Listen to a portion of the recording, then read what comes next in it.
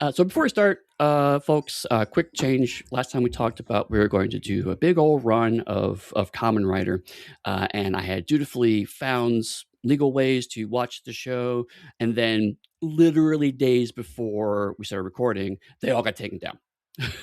They're all gone. So Chris and I had a quick talk, and we decided that this month, instead of doing Kamen Rider, we're going to do 5 weeks of stuff we couldn't cram into other things in the past few years. So it's gonna be just stuff we want to talk about. It's wild Eddie, card. don't do that. Don't do that. what? Tell them what we actually labeled it. Do whatever the fuck we want. Yes, there you go. You're trying to be. Eddie, we're never going to get like that PG rating that I think you want us to have. It's never going to happen. Yeah, I guess I, as the one who swears on here more frequently, am the one who's worried about the PG rating. That's absolutely true.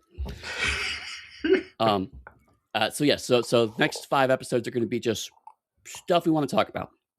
Thank you. On with the episode. In memory of the Decepticons, for the glory of the Predacons, for the Cybertron that is rightfully ours and mine to rule, I unleash the storm of vengeance. Farewell. I'm Eddie Webb. And I'm not Mike Ponsman, so I don't love Transformers. And today we're going to talk about Transformers Beast Wars.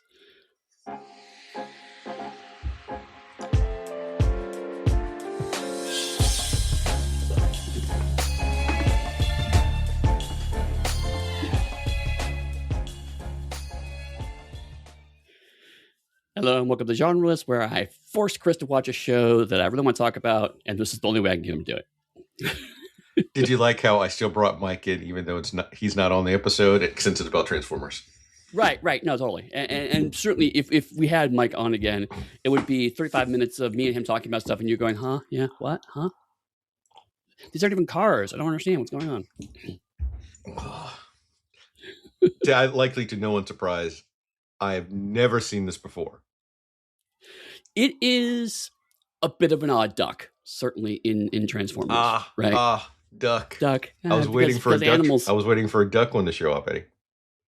There's also animal puns I can work in there. I have built a career in animal puns, Chris. Though wait, if it is prehistoric, would it be a platypus? Actually, is who it would be for the Transformer. There you go. Platypus. Platytron. Trademark. Right. So, for context, I'm not going to go deep into the minor wilderness years that Transformers had in the 90s. I will push back against that. As someone with a vast knowledge of Transformers that runs a movie deep and some of the G1, I require a full breakdown of the wilderness years, how we did for Doctor Who, but truncate it down into about 5 minutes. Okay. All right. Yes, bro. The original Transformers cartoon / toy line, which has been retroactively called Generation 1, for reasons I'll be clear in a minute, lasted from about 1984 to around 87, 88-ish, depending on how long that tail goes. Because basically after Transformers movie in 86, the toy line kind of cratered in the West. Sold differently in Europe and in Japan, but talking about North America for the moment. And so there were a couple attempts to try to get it back, and part of it was because Transformers was a victim of its own success. 1984, Transformers sold, I think, 50 times over projections. Optimus Prime was named Toy of the Year in 1984. I believe it was named Toy of the Year again in 86, actually. So, like, Transformers made an outsized amount of money, and then after that, Hasbro tried to make the same amount of outsized amount of money, and it didn't happen. Out of curiosity, do you know who Toy of the Year in 85 was? I believe it was Teddy Ruxpin. Interesting. Okay. And this is off the top of my head.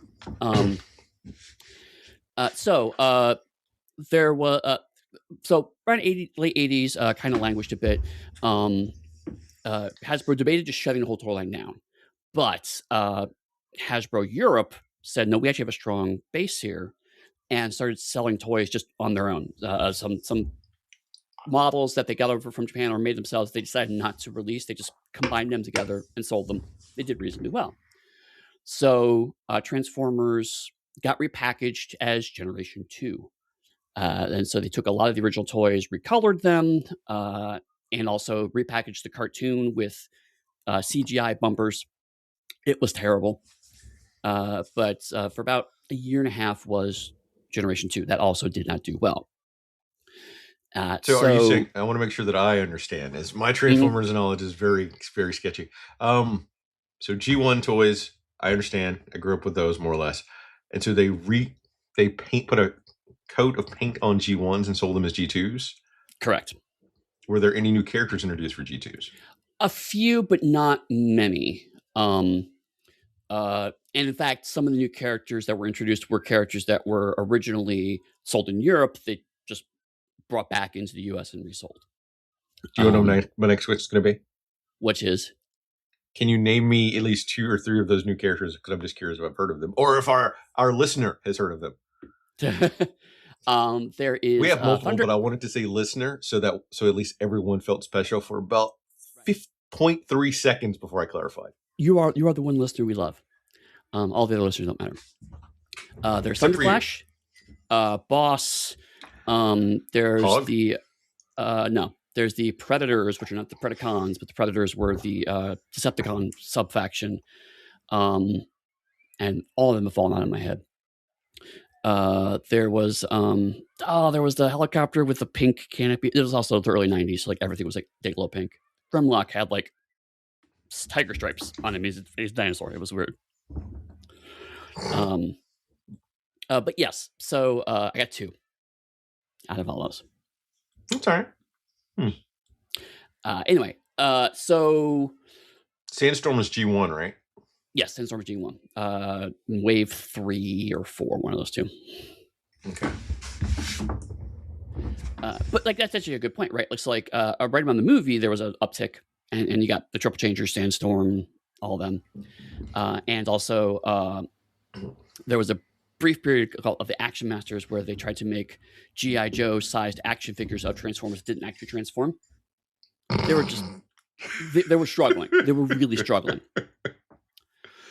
So Generation 2 comes around. That's like 89, 90-ish era. Doesn't do great. And so from around the 90s to about 96, there's not a lot happening. It's not. I used the wilderness years intentionally because it's a bit like Doctor Who, in the sense that some comic books were still going on, some magazines were still going on. The occasional minor toy line happened here and there, but it was nowhere near the franchise it was previously. So stuff was happening in that time period. You can't really look at any year from 1984 on to say that there was no Transformers at all. But like Doctor Who, even though the TV show was off the air during the wilderness years, the novels were out, Big Finish was doing stuff. So like there was licensed stuff always happening. And so Hasbro realized they wanted to take another stab at Transformers, and they realized a radical approach was needed. There was a couple of aborted attempts that we know about just from fan archaeology, but it never made it to, never sold anything. But they get just like some ideas that were kicked around. And then finally they settled on the idea of robots transform into animals. And so we have Beast Wars. In my mind's eye, I envisioned someone making a joke about that in one of the meetings, and they go, "You know what? Run with it, kid." Right. It's like, fourth Transformers movie. Yeah, it's great. Go with it. Same energy. And didn't your friend Michael Bay make a Transformers movie about transforming animal robots too?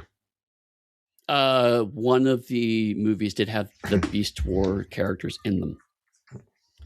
Because, again, a bit like the Paul McGann movie, Beast Wars was something that everyone initially hated. Unlike the Paul McGann movie, they had time to actually play with the concept more, and people came around to it. And now the Beast Wars cartoon is actually seen as one of the best Transformers cartoons out there. but that was not the initial assessment. To the point where there's a meme that has been reliably traced back to Usenet, um, basically called "Truck Not Monkey," which was kind of a consolidation of Transformers are about cars and robots and not animals. And I hate all of this stupid animal stuff, which is, you know how every time when you watch Doctor Who and you go, God, this new doctor sucks. And then the new doctor goes away, and then another doctor comes, and then you go, hey, the previous doctor wasn't that bad, but the new doctor sucks. That's Transformers just the whole time. Every time a new Transformers comes out, the fans always hate it until that Transformers is done, and then another Transformers comes out, and the previous Transformers is okay, and then each version beyond that becomes better and better and better in hindsight, with some exceptions. I'm glad you added that because you knew I was about to call you out on that one. Right. There are some that are still have not aged well. We don't talk about Energon ever. I was going to say that TV Colin Baker is still bad Colin Baker. Also true. No matter what they do, they can't fix that. Right. Exactly. And again, so similar. But like audio drama, Colin Baker is exceptional.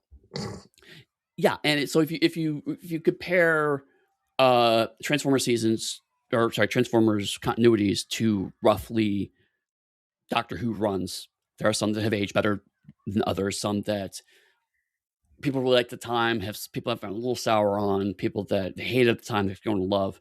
But Beast Wars is definitely the one that had the strongest swing from fandom really didn't like it to fandom really loved it. Part of that was because there's a few different reasons. One is that Hasbro put a lot of money into Beast Wars. This is not the first CGI cartoon, but it is one of the first. And the company that made it, Mainframe Entertainment, that's it.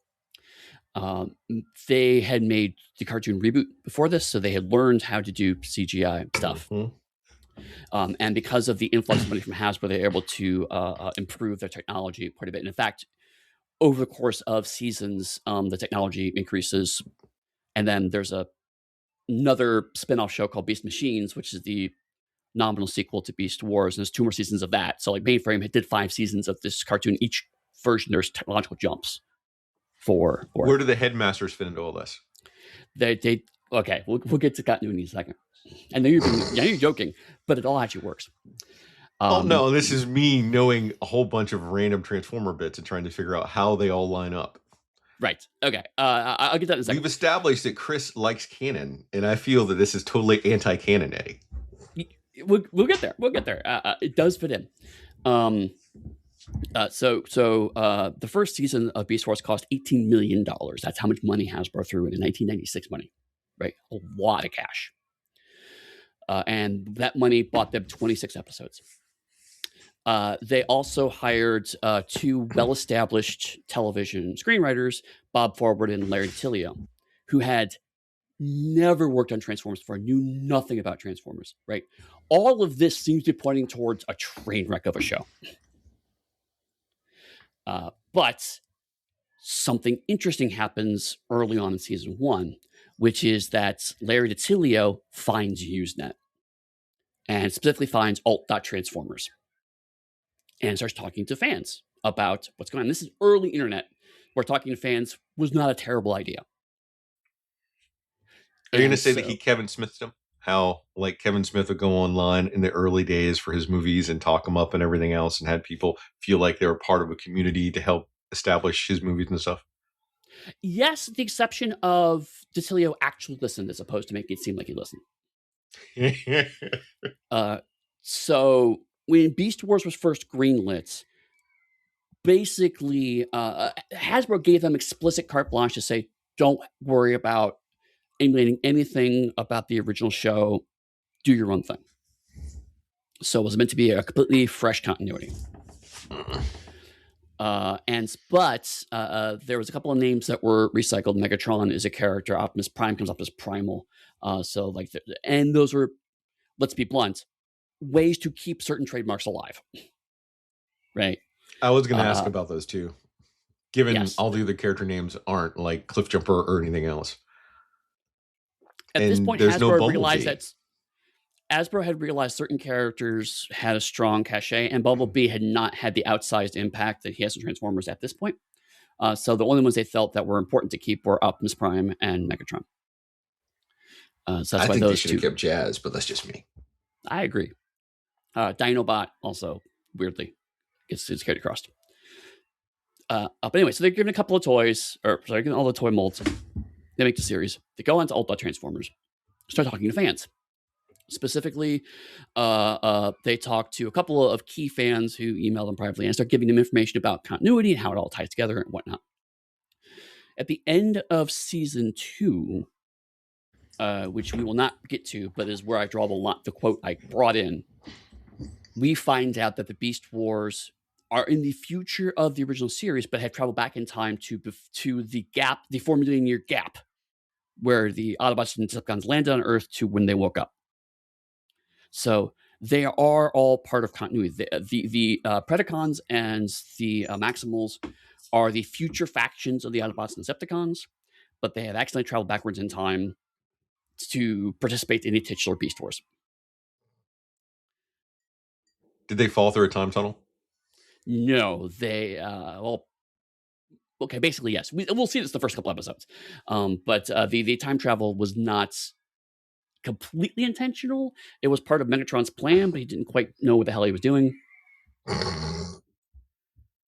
And there's a point that in the episodes we review, there's a throwaway line that will explain kind of how this all connects together. But the headmasters were at the end of season 4 of the original cartoon, but also separately the Japanese continuity. The Japanese really thought Transformer cartoon was doing well for them, so they just kept making their own episodes. They made 3 more seasons of Transformers cartoons. They're Japan exclusive.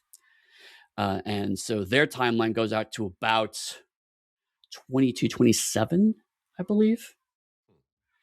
And then that eventually loses steam and they finally stop making the cartoon.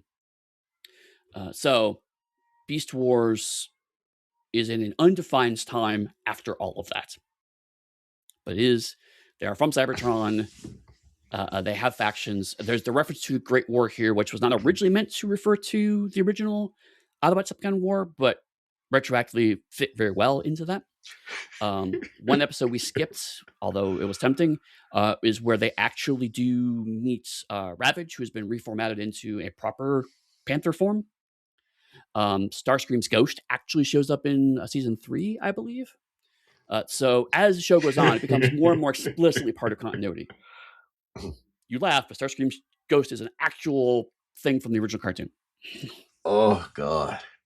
After he died, I remember his ghost popping up. I remember. Okay, yeah. It shows up again in Beast Wars. Wow.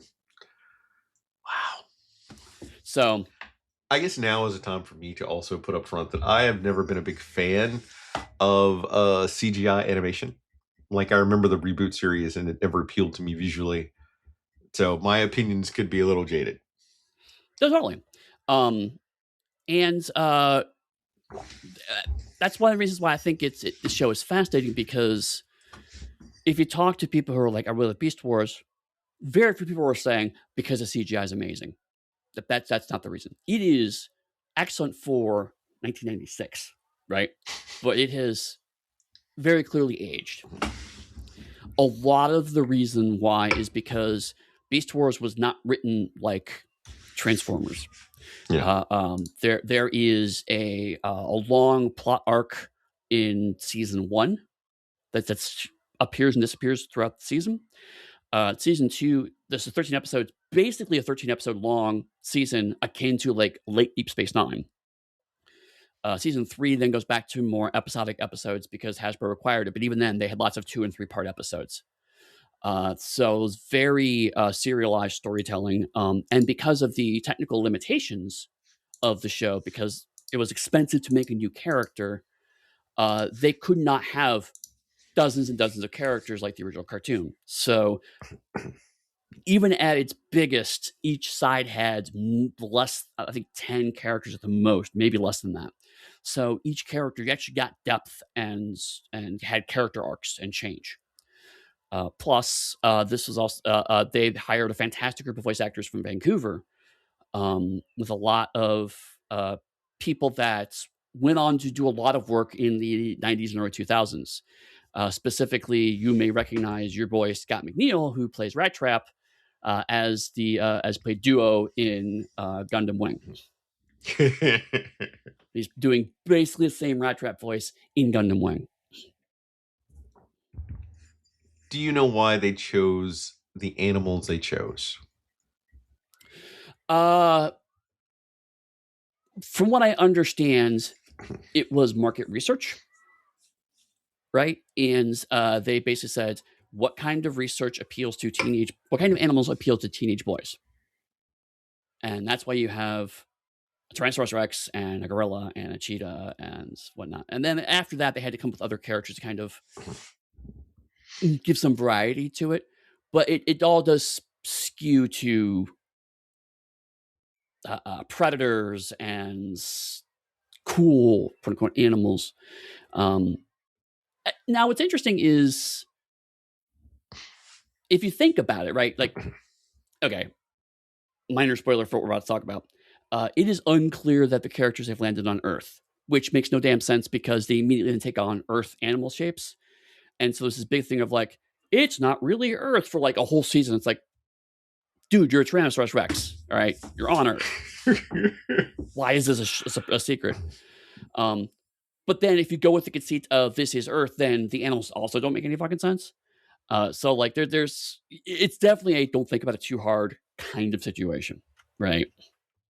The one big thing I will say is that watching this did make me think that I can see why there was a Visionaries Transformers comic series, I think, that came out for a short stint, if memory serves. Mm-hmm. Yeah, 5 issues. Which didn't make, and then I'm curious why one of the Transformers wasn't like a mollusk as their transformer, their animal form. So remember I mentioned that Japan kind of did their own TV shows after the original cartoon. Yeah. They also did 2 seasons of Beast Wars outside of these. So one of them is in fact a mollusk. Look at that. Now, just my knowledge of cartoons. They also have a crab character who's a horribly offensive Spanish stereotype, so swings and roundabouts, but the animals still don't make any sense. It feels like one should have been a spider, although I can understand why you wouldn't necessarily want to put a spider on, because some people consider spiders to be. I must have blanked it. Oh yeah, right. That is how little my brain wants to retain the show. There's Black Arachnia, and I'm pretty blanking on the Predacon scientist, but he is also a spider. Yeah, I do remember. So yeah, there are spiders. There are so some of the ones you don't see. There's a red ant, Predacon. There's we have you have Air Razor we see briefly, who's a hawk. There's also a wolf with wings, because why not? We see briefly in season 2 that both sides gets what is known as the Transmetal upgrade, where they also become kind of vehicles, where you can tell Hasbro is starting to hedge their bets on this concept. So now you have, so they became triple changers.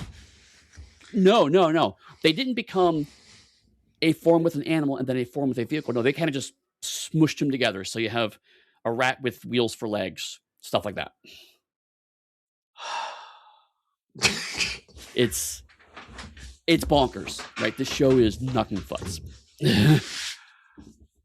So many questions as to why. I just don't get Transformers fans. I guess I don't understand it. It is something that passed me by. No, totally. And this is why I'm like, so the reason why I want to talk about this is because I could not conceive of a way to do a whole, even a 4-episode run of Transformers, because it would just be a lot of the same stuff. And I actually had notes in the document at one point in time, but like if I had to pick one, and this is a chance to pick one, this is the show I want to talk about because it is so different from other Transformers media. Before and since, to be honest, like right around the early 2000s, Transformers falls into the formula of something that vaguely looks like Generation 1, but in slightly different permutations. For 20 years is basically every Transformer media since then. This is a weird case of like a Transformers media that got a lot of money behind it that was actually experimental. And so it ran But for it's- 3 seasons, right? Yeah, it ran for, well, technically 5, but yes, if you count Beast Machines. Right. So this ran for 3 seasons. This ran for 52 episodes. Beast Machines ran for 26. And like, again, it's popular enough that Beast Wars characters have since made cameos in other Transformers media. Like you mentioned, there was not a Beast Wars movie, but one of the Transformers things had Beast Wars characters jammed into it. Beast Wars characters also showed up in the War for Cybertron Netflix series. Was season 3 of that. Nobody liked either permutation of it. So, you can have please Transformers fans. They hate everything. Unrelated to this completely, other than they're both animated. Did you know, I saw on Amazon Prime Video that there is a new Ghost in Shell series, I think, that came out this year. Yes, I was just hearing about that. Apparently, it is based on the manga as opposed to the original movie. So I'm actually kind of interested in watching it.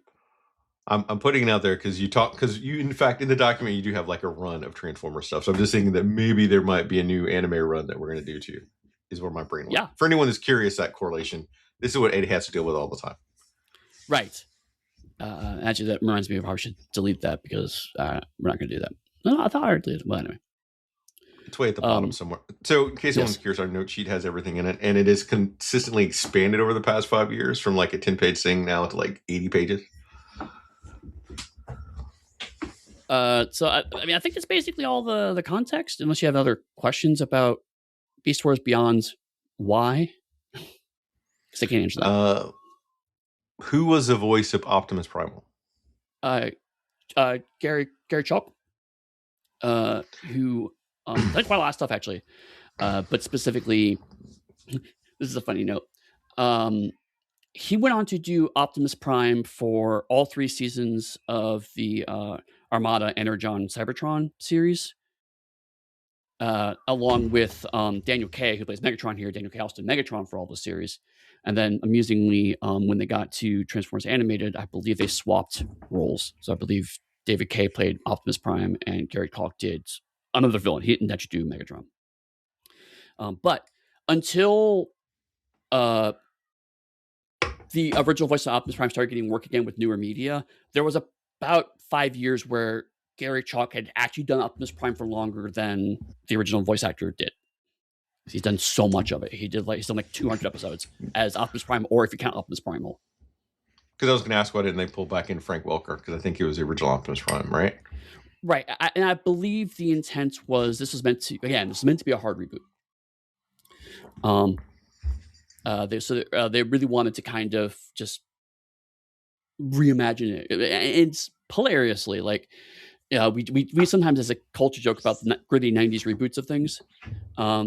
This is almost that. It doesn't quite hit the gritty part, but like in a lot of other respects, it definitely is like the hardest of reboots. And then it turns out to actually be completely in continuity.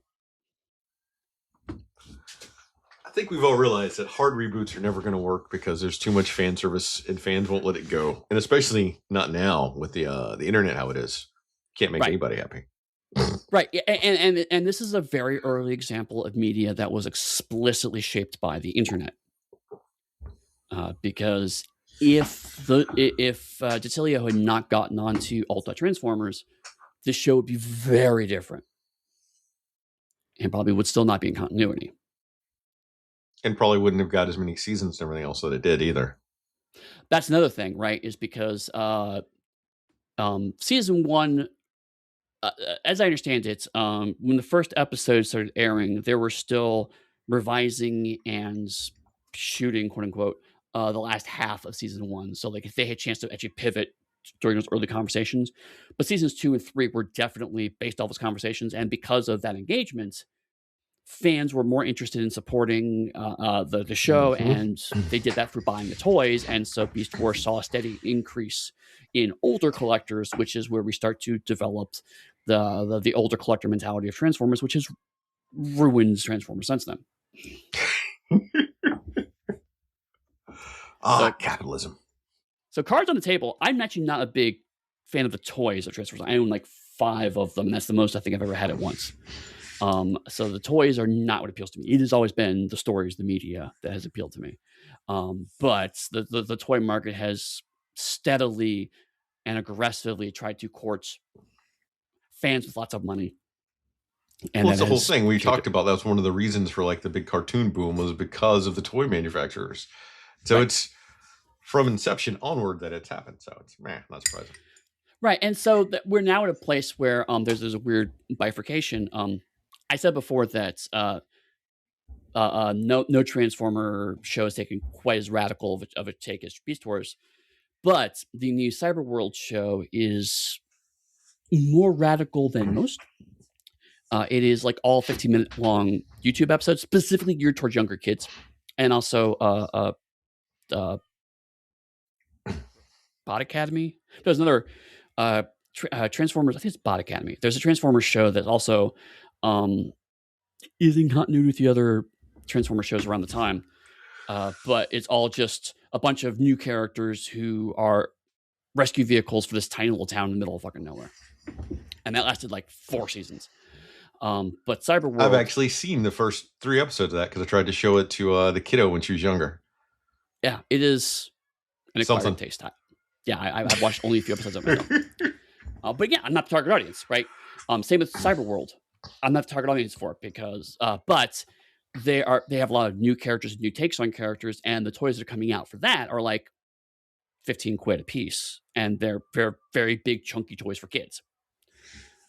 So like, I'm like, even though it's not for me, I'm glad this exists because this franchise can't keep growing if you don't get new fans in, and kids should be able to watch a cartoon and get a toy. And right now, that kid's probably watching a cartoon on YouTube, which is why Cyberworld only airs on YouTube.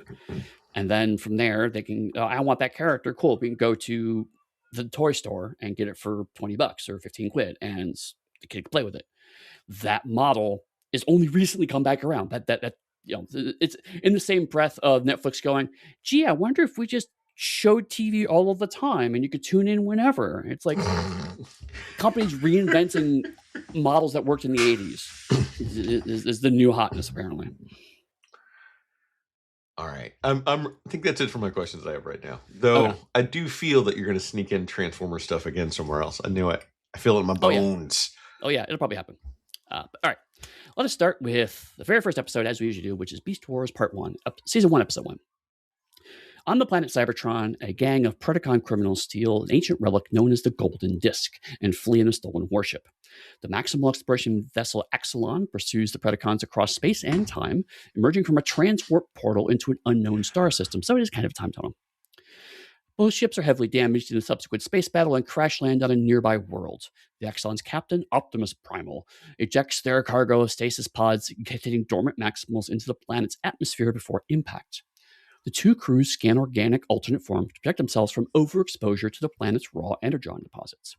As Optimus and the Maximals Cheetor, Rhinox, and Rat Trap admire their new beast modes, which are a gorilla, cheetah, rhinoceros, and rat, respectively, Velociraptor Predacon First Officer Dinobot berates his Tyrannosaurus Rex leader Megatron for crashing their ship on the wrong world. In response, Megatron blasts Dinobot away and orders the other Predacons to destroy the Maximals. The overeager Cheetor attracts the attention of the Predacons, which soon escalates into a major confrontation between both sides. Pew pew pew!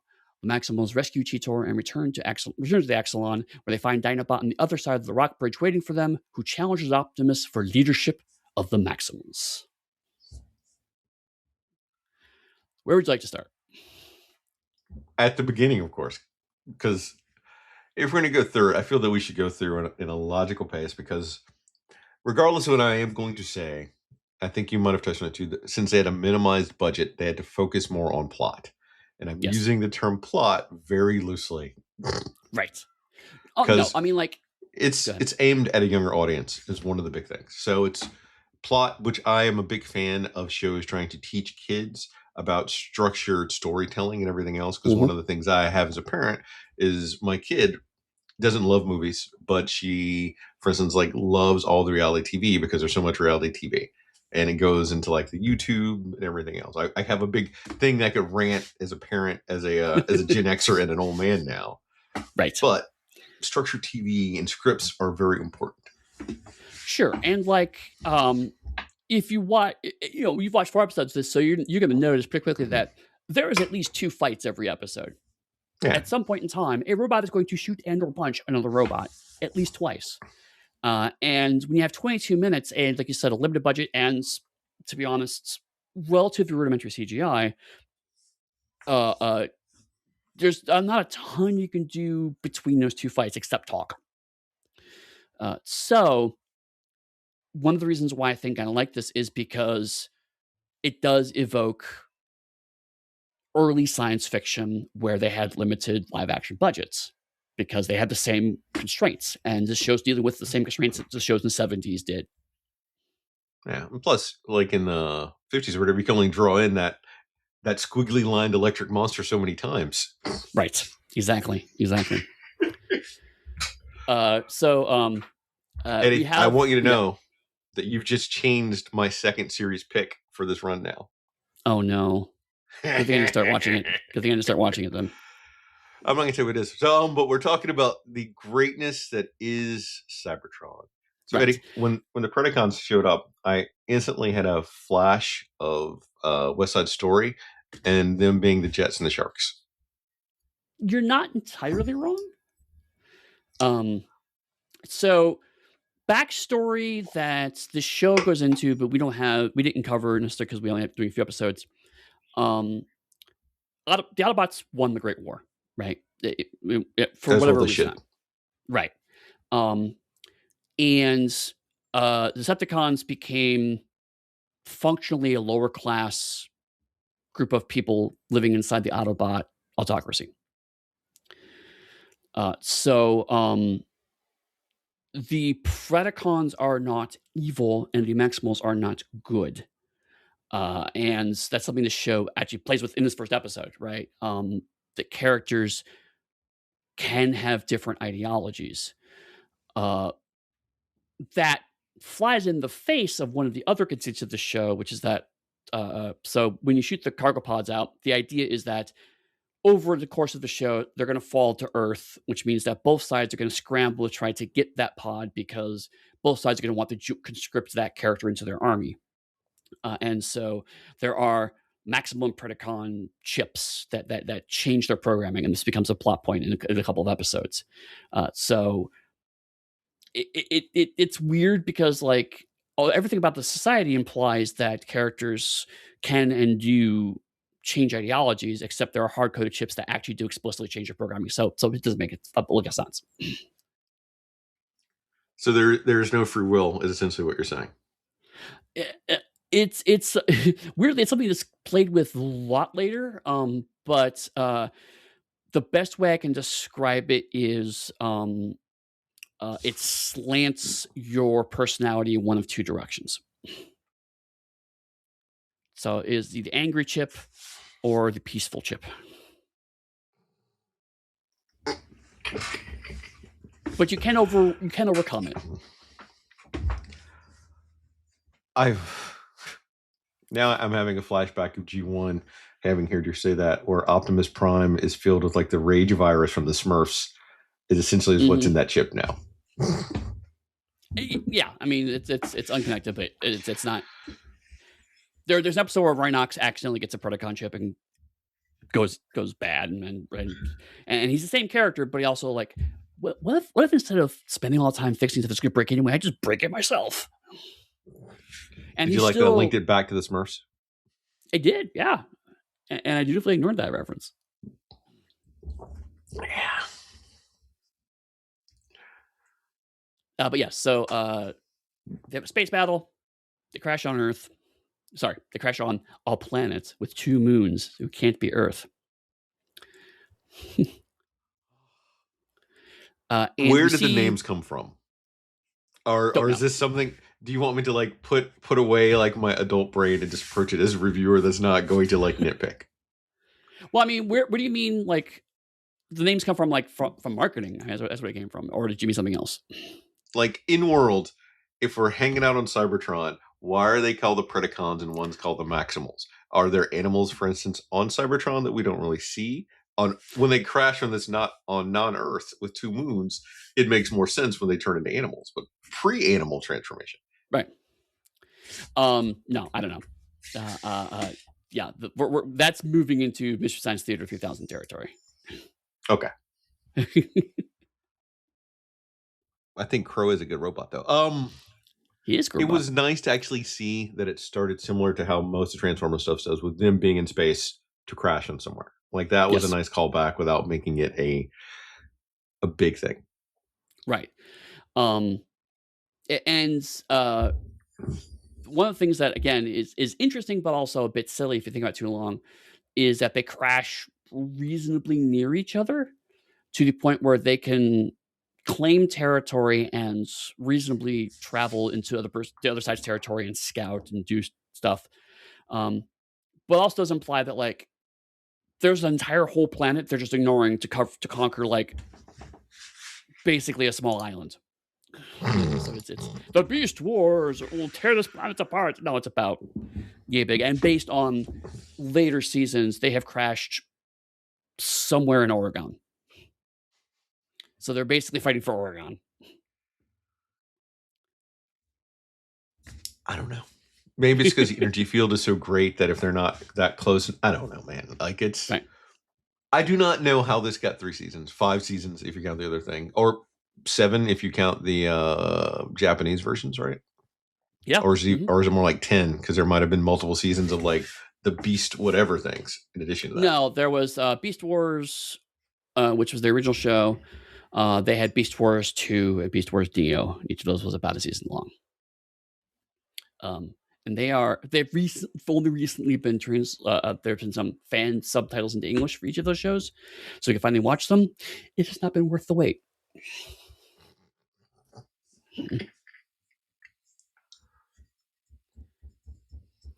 Anyway, so we do see during the Dinobot Megatron argument, we see the golden disc, which is heavily implied to be one of the records that was put onto the Voyager probes in the 60s, 70s, around there. Mm-hmm. And so the conceit is that Dinobot believes they're on the wrong planet, and Megatron's like, whatever. The gold disc told us to come somewhere to get Energon. We now have Energon. That was the whole point. So we get a bunch of Energon to go back and conquer Cybertron. So what does it matter what planet we're on? It turns out they're on the right planet. They just don't know it yet.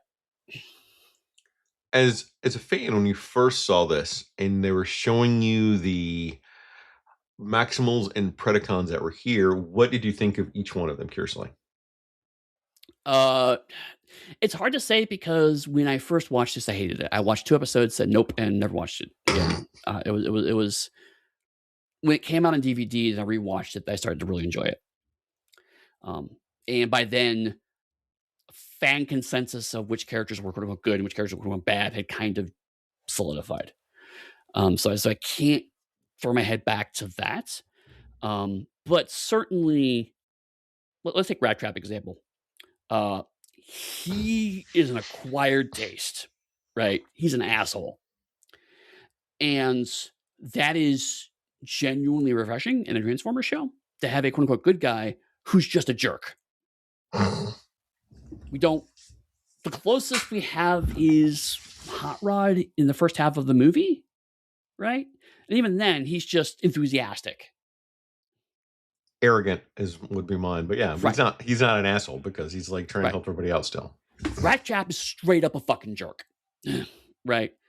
And it takes a while for that to change. He's a jerk for a good like 13 episodes.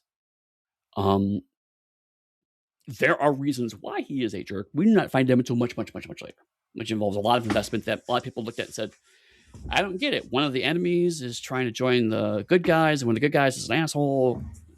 What's happening here, right? So it could see a lot. So fan consensus, who would be like the good characters? Who are the good characters they like, and who are the characters they don't like? I'm getting a sense that they're not a lot of fans of Rat Trap. No, there are people who love like Rat Trap. I actually love Rat Trap too. But Rat Trap, because Rat Trap's one of the few characters that has a genuine character arc. Right. He understands what they're doing here and what Optimus is trying to do. I actually do love Rat Trap. Cheetor never really gets entirely out of his enthusiastic kid phase. So he could drag on a bit. No, Megatron, huge fan favorite. When David K came to TF Nation in 2024, which I went to, he was a guest, and one thing that TF Nation, which is a Transformers convention, I should say, one thing they like to do is they'll often do readings, and what they'll do is they'll write custom scripts and have the voice actors, do basically in function audio script, for there. So they had also Greg Burr, I want to say he does Grimlock in the original cartoon, but also probably more notably he does Eeyore in the Winnie the Pooh movies and cartoons. So they did an entire script where Eeyore meets Megatron from Beast Wars, which is hilarious. But most of the stuff he was doing most of his talk was about his work on Beast Wars, even though he has done a lot of voice acting and Transformers. He does the voice act. Daniel Kaye does the voice acting for Ratchet and Clank games, for example. He does, I believe, Clank in all of them. So he's a huge career, but he also loves Megatron. Megatron is one of his favorite characters too. So like Megatron is far and away one of the more well-regarded characters. Rat Trap's up there. Dinobot, also beloved. There is another character who we don't get to see. I'm blanking on his name. He's a wolf with wings. But how you would best picture him is, imagine if an Autobot was a lawful good paladin. Okay. So one of the best classes. Right. But also like he doesn't get, so like you have this nuanced, slightly muddy war that involves bits of espionage and side switching, and then you put a character in the middle of that who doesn't understand how any of that works. He's genuinely funny, also heartbreaking occasionally, because he's also in love with another character. This is one of the first Transformers media where Transformers have love interests with each other. There's more than one female character on the screen at a time. All sorts of innovative stuff. In Transformers the movie, if I remember right, Springer hits on RC. Look at that. That's not a love interest. That's true love at that point in time, Eddie. That's why don't you go back to my recharge cube and we'll have the conversation. Let's share some Energon. Swap Energon, baby. Interesting. But what I did notice, and I was fairly certain, is you never mentioned Optimus Primal in any of these talks about fan favorites characters or even disliked characters. Yes, because a lot of people. So Optimus Prime is. Optimus Prime is kind of a hard character to look at objectively, because the few times people have given Optimus Prime actual character arcs, with one exception, fans have reacted very badly to it. Like, for example, in the Transformers movies, I have not watched them, but I have been reliably told that basically Optimus Prime steadily becomes a war criminal over the course of his movies as he becomes traumatized by the impact of war. And a lot of people do not like that. They want Optimus Prime to be my robot dad, who is infallible. Right. Primal is a slightly less experienced character than Optimus Prime. But he is also the glue of this group. And so he has to kind of be the adult in the room a lot of time. And I think a lot of people react, not poorly to it, but like, it's like, okay, you have the one character being sensible. Then you have Rhinox doing mad science, and Rat Trap being an asshole, and Cheetor going off and making mistakes, and Dinobot threatening to take control again. All of these much more vibrant characters are around Primal, and he needs to be that sensible character for all that to work, but doesn't mean you love the sensible character. It's like Cyclops in the X-Men 97 cartoon, right? What, Cyclops X-Men 97 cartoon is amazing. In the original X-Men animated cartoon, Cyclops sucked, but they made Cyclops suck. Fair. That is really what I meant. Yes, you're right. In 97, he actually becomes interesting, but in the original X-Men cartoon, he's just the sensible team leader doing sensible team leader things. Since you did bring up X-Men 97, a brief bit for that. I've heard people complaining that X-Men 97, this new second season, has done damage to Jubilee's character. This made Jubilee awesome. Like, I just saw the latest episode with Jubilee. Jubilee gets like a big action scene, and you get to see Jubilee do stuff. Wow. I should probably watch that at some point then. Yeah. That would involve me getting Disney Plus again, so, you know. I stand by my entire review of the first season. It's burning through too much script way too fast. I've heard the same thing about season 2, so I think it's just how X-Men 97 gets made now. Well, season 1 did it too, to a big extent, and season 2 is like going even faster. Jesus, really? Ridiculous. We'll see. But we're not here to talk about that. We're here to talk about. Right. It's clear you don't want to talk about the show, so. I do. I'm curious to figure out why you came around to loving it and why people came around to loving it. I want to understand that arc, but I wanted to bring up that it feels like they're doing Optimus Primal dirty already. Like, even first watch in the first couple of minutes, it feels like that character is being undercut from almost the jump.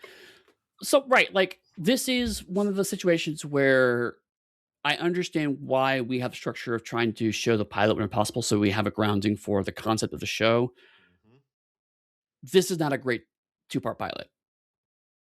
And because of how we've structured this, 50% of the episodes we're going to watch are extremely mediocre Beast Wars. But we need to watch it. We need to understand what's going on with these characters.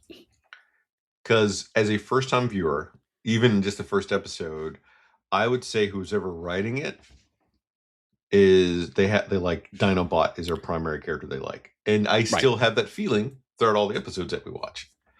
Right. Yes. Dinobot is the character of ones. Now, I will say, one of the small things that are happening here that does build over time that I like is Primal and Rat Trap's relationship. Because like I said before, I did make a comment like Primal's the straight-laced dad figure. But whenever Rat Trap talks, Primal starts to get bitchy, and it's funny, right? But also, Primal does have this exasperation with the people around him that pops up in interesting ways. And like, he's not mad. He's just like, of course, right? And we see a little bit of that here. Perfect example is when Rhinox is running towards the battle, and Primal and Rat Trap are riding on top of him. And Primal's like, there's a ravine over here. There's run around, you go around the other side. And then Rhinox goes right through it, and Primal goes, or that. That's a lot of Primal's characterization is he very much is like, these knuckleheads, that's a lot of his vibe. And early on, because there's so much chaos, there's not a lot of chance for that to breathe. Over time, we see more and more of that. He's just a scout leader and trying to make this thing work with a bunch of people. They're the last people who would choose to be in charge of.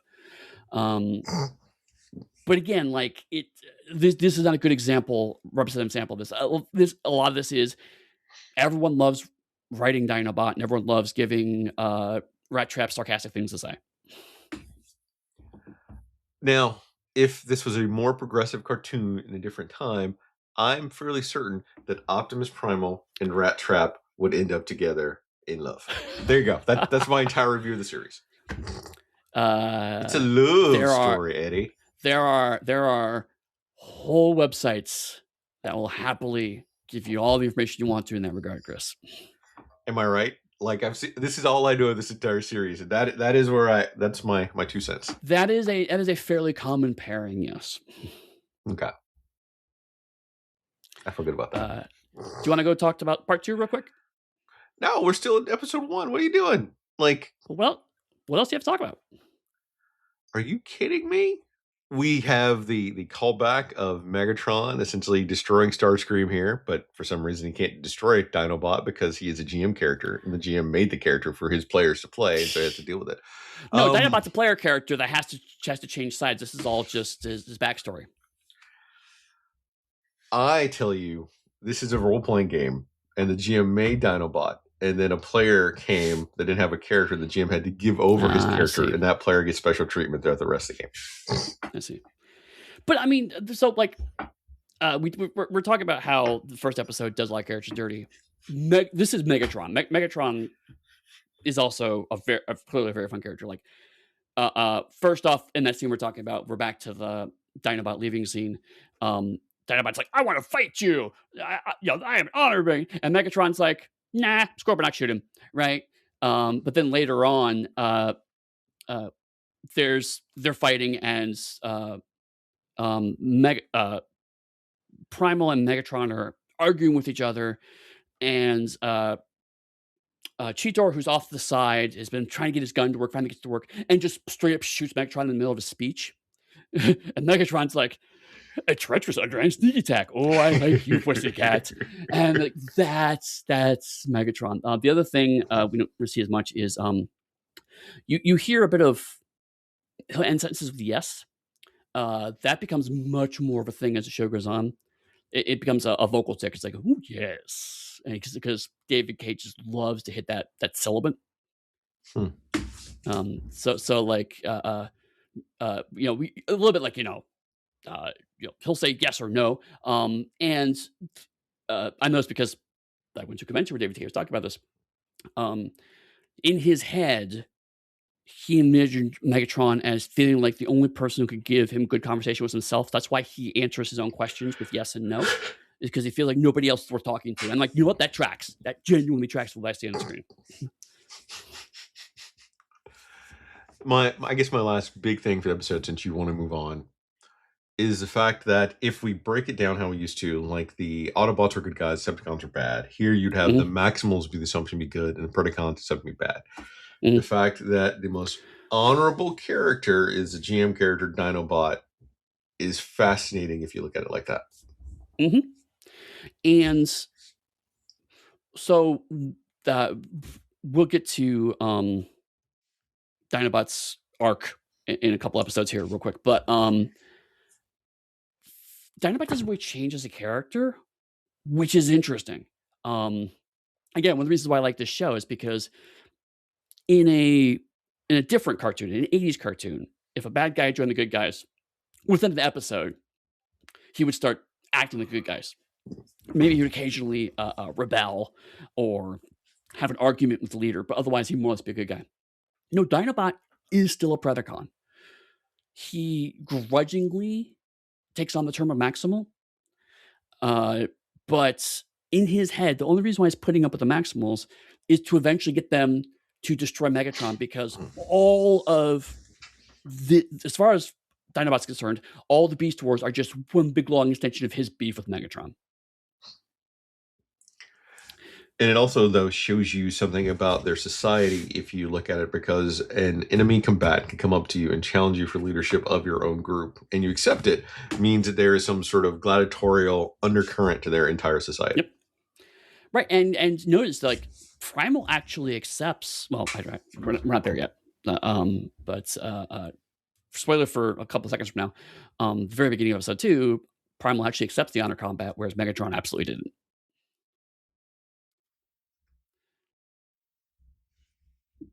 Dinobot's cool. Oh, and I mean, we could hit the TGI with a stick as much as we'd like to. I mean, but we'd be here all day. I will say, like, there are late bits of the episode where it's surprisingly good considering technology they're using. So some of the combat scenes, particularly when you get into hand-to-hand combat scenes, the characters are surprisingly flexible in a way that I didn't expect when I was first watching this 10 years after it aired. But occasionally the limits technology seem through, like whenever they break through a bunch of one and the rocks spray out, all of the boulders are like these D12 shaped little chunks of rock because they can't do round completely. So it's just little bits and pieces like, oh, that's where the processor maxed out, and we're stuck with the D12s. All right. So in this first couple episodes, it's one of the reasons for the plot contrivance of them to have to be in animal form because it's easier to draw animals. I mean plot contrivance. I mean the So we can't be in our robot forms for very long because of all the energy in the air. So we turn into animals to protect us and we run around. So right. a little bit of plot contrivance to like do that, which I'm Sure, okay yeah. with. But I'm curious if part of that is because it's easier to draw the animal forms and therefore making it cheaper. No, actually, that's not it at all. Actually, Mainframe found the animals harder because the way the animals moved, like all the robots, more. Okay, let me take a step back. Brief digression into how computer animation works because I used to work in video games. Well, I still do, but not in computer animation anymore. All characters have what's called a skeleton, and a lot of the movement data is how you manipulate the skeleton. And so basically, you can take the same skeleton and put different body on it, and then the move set will be relatively similar. So that's why, especially in like uh, big crowd scenes in video games, if you have lots of people walking around, they'll all look different. But if you watch them, you'll see that they all have the same walk cycle or movements or whatnot. They'll try to find ways to disguise that, but ultimately, because they're using the same skeleton. So a lot of the robots have very similar skeletons. They've tweaked them to move and act differently, but they all more or less work the same way. Whereas all the animals have completely different skeletons. So every time they introduce a new animal, they have to come up with a whole new skeleton and figure out the way that moves and animate all those things and figure out the movement cycles of all of those. So no, animals were actually much harder to do. It was purely because in Transformers, the original Transformers, the concept was they change into vehicles because that is a disguise. That makes no fucking sense for the concept of Beast Wars. So the Energon reason is the reason why they have to change form. And so the reason why I changed form in the show specifically because they want to show the kids, hey, these things change form. So you can do that with your toys too. My second one for that then is it seemed to have been a reason for them, at least initially, to move away from the use of guns because Yes. they primarily fight more melee style here. Originally, the initial Bible, there weren't going to be any guns. Originally, I believe it was Detilio. I could be wrong. Very much wanted them to be just swords and hand weapons. Hasbro pushed back and said that there should be some guns because it's a bunch of sci-fi robots. They should have guns. But you see a lot more hand-to-hand combat in here than you would see in a traditional Transformers cartoon. Yeah. Because I was thinking of like the big sword and everything else. I keep going back to trying to make it feel almost to some extent Dinobot, like a Ronin, like a lone samurai wandering around. Yeah, with I-beams and all the honor associated with it. Right. Yeah, I mean, definitely, like he is the Klingon. He is what Western people think samurais are like. You know, it's a well-worn trope. But I think Dinobot works more interesting because he's the only character like that in the whole show, as opposed to a whole society or culture of that. So like, it's very clear this is a personal thing to him, not something that's. It has to be more than that, though. Otherwise, Optimus Primal wouldn't have accepted a duel that seems to have been part of their culture. So, if anything, it makes Megatron the outlier for not accepting. Well, I mean, let me phrase that. That's a good point. But it's less that it's not. I suppose the best way to describe it is like the ideal of the knightly code versus how knights actually lived in the Middle Ages. Right? It's like they all said they had an honor code, but a lot of them didn't follow that, and the few people who did were seen as a bit weird for doing so. So I think that's kind of where Dinobot fits in. Is like he's arguing things that culturally are accepted, but no one actually really follows. Interesting. No, that's it. Other than the fact that you have just the Predacons watching them get ready to duke it out. Yeah, just chill. Okay. Episode 2, Beast Wars Part 2. Optimus reluctantly accepts Dinobot's challenge despite the other Maximals' objections. Although both are impressed by the other's skill, the Predacons interrupt the duel and nearly blast him into a ravine. Rhinox saves Optimus and Dinobot while Megatron notices a huge energon deposit inside a nearby mountain and calls the Predacons away. Optimus allows Dinobot to remain with the Maximals, disregarding Rat Trap reservations, and both sides reach the mountain's peak and attack in their beast modes. Megatron manages to injure Optimus, but Dinobot deflects a missile from Megatron with his tail, and starts a chain reaction, destroys the mountain. As everyone escapes and watches the explosions, Optimus proclaims the Maximals continue battling the Predacons on this strange prehistoric planet in the Beast Wars.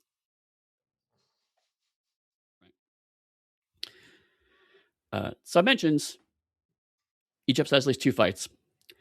Interestingly, to your point, both of the big fights in this episode are hand-to-hand. To jump the end real quick, the fight between Primal and Megatron, where Megatron's trying to eat Primal's head, is so good that they used that in the opening sequence for this entire season because it's a great moment, right? Like they're having a fight in a way that we haven't seen since the Optimus Prime Megatron fight in the movie. You know, it's visceral. But even the Dinobot Primal fight at the beginning, we get like to your point, like, you know, Primal refuses to take advantage of Dinobot making a mistake, and then Dinobot goes, "Okay, cool, I accept that, but fuck you." You know what I mean? Like he doesn't violate honor, but he still takes advantage, which is an interesting line to walk. But then when Optimus Primal slips, then Dinobot also pulls him up. So, like, you know, it's clear they both have their own aligned but slightly different codes of honor. We're having our Wesley and Inigo fight right now. Yes, absolutely. Princess Bride, in case anyone's curious for the reference. Right. But then during this, right, like Cheetor and Rat Trap are like, "Why are we doing this? He's a Maximal, or he's a Predacon. Just take him out." And Rhinox is like, "Let him do it." You know, like none of Primal's people are on board with this plan. Right? They're like, no, this is bad. Only reason why Rhinox allows, because Rhinox, in case it's not clear, is kind of the second in command of the whole group. So he follows Primal's lead, even if he doesn't entirely agree with Primal. So we're starting to see kind of how all the structure, the dynamic of the team plays out. And so it's an interesting case of a fight scene that is also doing character development for everyone in the scene, including the spectators.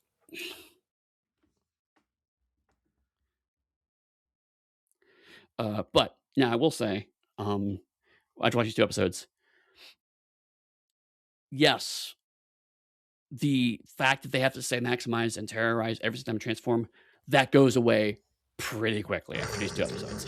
Because it's, especially when you have like both sides lining up, it's like 5 minutes of Pterosaur, terrorize, Waspinator, terrorize. It's like, oh my god, just fight already. They eventually get past this.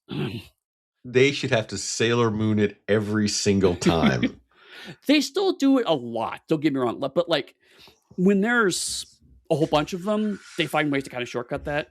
But and also whether they need to say it or not is a sore point of plot, because there's no point where someone's forbidden from saying it and therefore cannot transform. So like it doesn't think it's necessary part of the transformation. But you also have weird stuff like Cheetor in one episode starts sneaking up on someone and goes, "I need to get closer. Cheetor, terrorize." So he's whispering his catchphrase to himself as he tries to transform. It's just like it doesn't make a lick of sense, right? It's just a catchphrase that everyone has to have. But again, it's more than that, because Dinobot explicitly reprograms his catchphrase before this fight.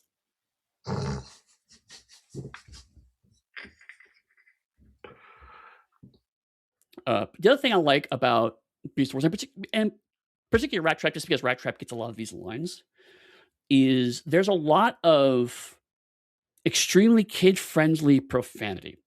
Things that are just phrases, but the way specifically Scott McNeil puts emphasis on it, it's very clear what he's trying to say, but isn't Yeah. saying. So the phrase I pulled from this episode specifically is, I believe it is when Optimus agrees to let Dinobot join them, and Rat Trap's like, "Oh, for booting up cold," right? And it's just like everybody knows that's not what he wanted to say. And Rat Trap is Scott McNeil specifically is great at giving exactly that kind of flex. It gives the energy of a really strong profane statement, but the lines are just insert computer pun here.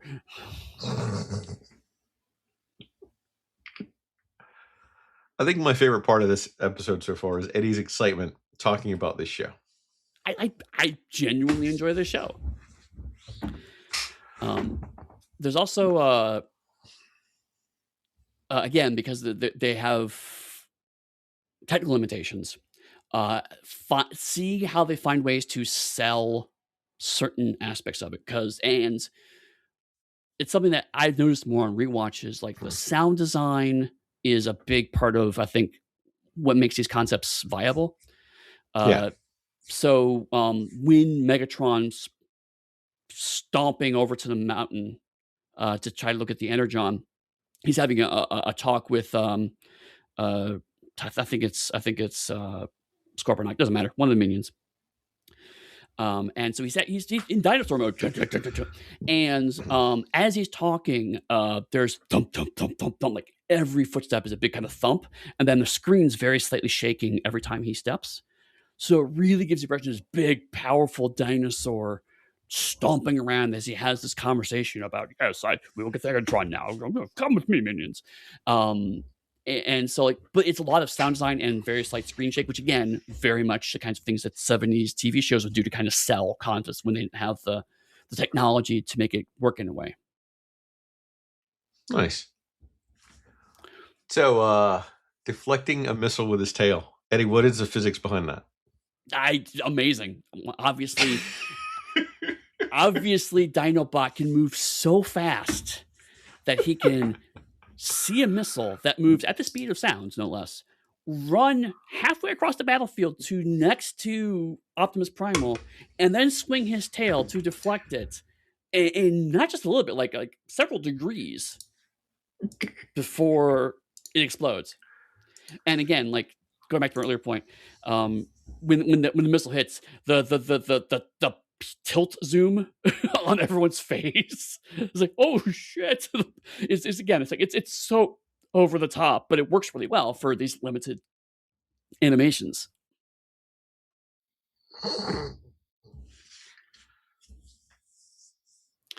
Let's see. Rat Trap's still a jerk. Rat Trap and Dinobot do not get along. This is a thing. This is a thing that's going to happen for a very long time. So Rat Trap's going to slowly move his animus against Optimus onto Dinobot. Right now, which makes logical sense, by the way. Out of everything in the show, that makes the most sense possible. You're our enemy, and now you're joining us. I do not trust you. Which right. One thing that evolves, it's not clear in these episodes, but evolves, is that Rat Trap eventually becomes the espionage expert. So while the show never goes into this, because frankly, because I don't think they're going to try to explain how espionage works to kids, but Rat Trap definitely has the energy of, this guy's very clearly, obviously a spy, and why is my boss so obviously blinded by this extremely obvious ploy that's obvious to me? It's like Duke taking Xanthor. Is that his name? No, it's not quite right. From G.I. Joe, Duke taking in, God, he's like the swamp guy. No, he's the swamp guy that does all the mask. Starts with a Z, though. I don't remember. It's like Zartan. Taking him onto the team. Yes, taking Zartan onto the team. Yeah, right. Or Storm Shadow. You know? When Storm Shadow becomes Joe for a while.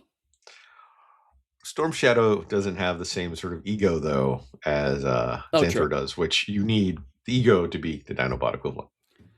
No, that's fair, right? Yeah. And if I remember correctly, Duke was like very unhappy with that. No, it wasn't Duke. It was Flint. He was constantly arguing about that. Yeah. And so same thing. And so it allows Rat Trap to stay the same character, but cuts off what could have been a very tedious Primal Rat Trap fight, although that still pops up, right? Primal will still, through the course of the season, make the leaders not about leader will make decisions not about leader will make, and Rat Trap will still hate them because they're obviously heroic bullshit. There is an episode where Rat Trap very much looks like he is defected to the Predacons, for example, and it's plausible. So that's kind of the space he's in.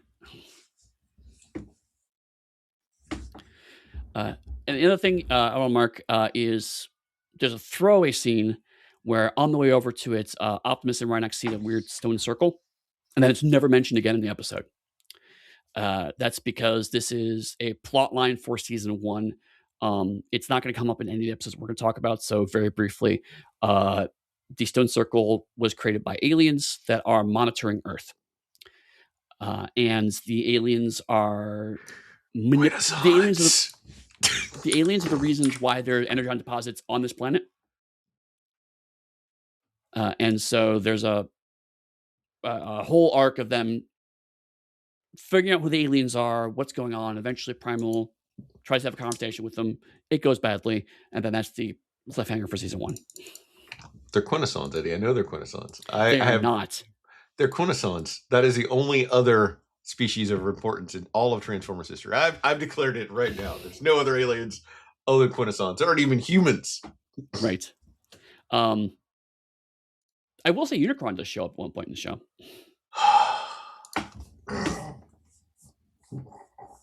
But I mean, I'll get to my rant about that in a minute. But no, it is not the Quintessons that are the aliens in question. Although, in retrospect, the role they play feels very Quintessonian. But again, these people had no clue about Transformer stuff. So they invented an alien that just fits really well with that same concept of opaque aliens who like to meddle with planets and derive scientific data from it. Okay, now I'm taking a slight Transformer sidestep. Eddie, what happened to the Quintessons?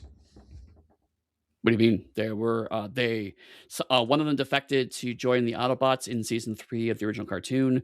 The rest of them continued to try their various plans to take over Cybertron, which usually fail because otherwise the show ends. At one point in time, they try to make a deal with Galvatron, and because Galvatron is knucking futz, that goes extremely badly for them.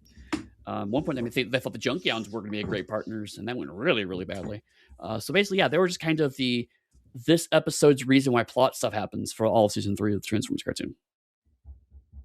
Well, outside of like the G1 stuff, did they do anything else in the Transformer-verse of note that you remember off the top of your head?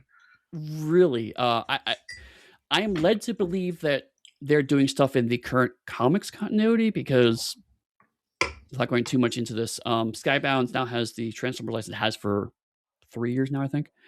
And they have Transformers and G.I. Joe are all in the same continuity. They just introduced Mask into that continuity. But there's a separate comic called Void Runners that actually launched first, and no one knew it was a Transformers comic until the first issue came out. And so Void Runners is kind of evolved into their space opera stuff while the Transformers comic takes place on Earth. And the Quintessons have shown up in that comic. Okay. Void Runners is a good title, though. I like that. It is a good title. I think it's Void Runners. Void Runners, like that. I don't remember. Interesting. So, in case anyone's curious, if we'd done Kamen Rider, it would have been a lot like this. So, Eddie, what happens there? Eddie, what happens there? Right. But it would have been a lot more me going, I don't know. I don't speak Japanese. With my limited knowledge of the franchise. All right. I'm ready to move on to the Spark, if you want, which it's not the same as the Touch, is all I'm saying. You got the touch! See, no. I can't imagine that being power balladed. Do you know that Stan Bush still does concerts to this day? As well, Stan Bush should, because the Touch and Dare are awesome. They'll always be with me for the rest of my life. Yep. I played it for the kid, and she's like, what the fuck are we listening to? What? Which is probably correct. Even though it's a shame that Lion didn't last much more beyond the movie, because the original theme for the movie too is also pretty strong. But I think Stan Bush does a cover of their version of the movie. Anyway, You know, Point is, I think we should do. I think we should reach out to the like the Cybertron band and see if we get an episode with them. oh yeah, maybe they'll probably have to do it in character, which would be even funnier. Yeah, that's the whole point of doing it. Okay. Season 1, Episode 15, The Spark. Another orbiting stasis pod is clipped by a piece of debris and crash lands in Predacon territory. Rhinox and Cheetor arrive first when they discover that the damage sustained to the pod and high levels of energon radiation threaten to extinguish the protoform and its spark, the Cybertronian equivalent of a soul. While Tigertron, a new Maximal, ambushes Scorponok and is ambushed by Black Arachnia, Cheetor agrees to donate some of his components to help Rhinox stabilize the protoform and fights Black Arachnia, Waspinator, and Terrorsaur, which is another Predacon, to buy him as much time as possible. Rhinox saves the protoform but absorbs too much energon radiation and collapses, while Terrorsaur takes down Cheetor. Just as Terrorsaur attempts to claim the pod, the protoform comes online as a flight-capable Falcon Maximal Air Razor, who easily bests Terrorsaur in aerial combat. Air Razor returns to the Maximal base with Rhinox and Cheetor and is happily accepted into the team. Terrorsaur is a good name too, by the way. Terrorsaur's great, right? Air Razor, I'm partial to, but I don't like it as much as Terrorsaur. No, Terrorsaur's really great. Waspinator is also a great name. So, brief digression. I mentioned characters that people love. Waspinator is another fan favorite because he is the world's worst Predacon. He is terrible. He's bad at everything. And you don't really see it in these episodes, sadly, but there's an entire episode where like he just gets blown up like 2 or 3 different times. And it's like, oh, Waspinator just wants to help. You know, he's so bad. He is a gleeful dumb idiot on the Predacon side. But anyway, so I picked this one because this is the very first time the concept of a spark gets introduced into a Transformers continuity. And also we see protoforms, which are basically what happens before a character gets formatted. So I mentioned before, like there are chips that allow them to be Predacon or Maximal aligned. And basically the explanation in universe is that there's a protoform, which is a life form that is unformed, doesn't have personality yet. And then once they are given one of these chips, they then format into either their Predacon or Maximal version. And then once that's happened, it is much harder to change the chips with one plot relevant exception. So after you've been formatted in one of the two factions, then you have free will to kind of switch sides, but you're already kind of heavily inclined towards a certain direction. Is that why in the Transformers movie, I think when Sam Witwicky has a spark thing that makes Transformers, they come to life, but they always come to life as Decepticons, I think, in the Transformer movie, which is weird. Well, yeah, the concept of the spark didn't exist then, but yes, a lot of people have since gone back and looked at previous media and gone, yeah, that more or less tracks. So the fan explanation, which kind of holds together, is that Transformers of the original era kind of understood how this worked, but didn't have a deep knowledge of it. Whereas scientists in the Beast Wars era have since actually figured this out to a reasonably strong level. Another piece, which is in an episode that we didn't watch, is that the Beast Wars characters are much smaller than original Transformers. When they go to actually see the original Transformers that crash landed, those characters are 2 to 3 times the size of Beast Wars characters. And that's because they're made more fuel efficient. They found ways to miniaturize themselves to be more fuel efficient, rather than the energon guzzling versions that were much larger. They oh my god, they just went straight old school science fiction. Because how in old school sci-fi everything was big, and in newer science fiction everything is small. Yep. Yeah, it's a way to kind of, yeah, it's like going, as technology evolves, it gets smaller. And at one point in time, Megatron, Beast Wars Megatron is looming over the corpse of Optimus Prime, and literally calls him an archaic energon guzzler. He also starts screaming at Optimus Prime because he's really mad at him for plot related reasons. It's really a great speech. So yeah, so like there is some thought as to how this all hangs together in a way that the original cartoon did not even remotely bother with, and even the movie only kind of touched on. Right, this is actually trying to develop something resembling a cohesive universe. It doesn't make entire sense, as we've pointed out, but it is at least more of an attempt than was previously had. And this is the episode where you can really tell they're focused a lot more on character development and character interactions from like Yes. the things that are occurring in the episode and how it's just focused on trying to save that one sentient life form. Right. And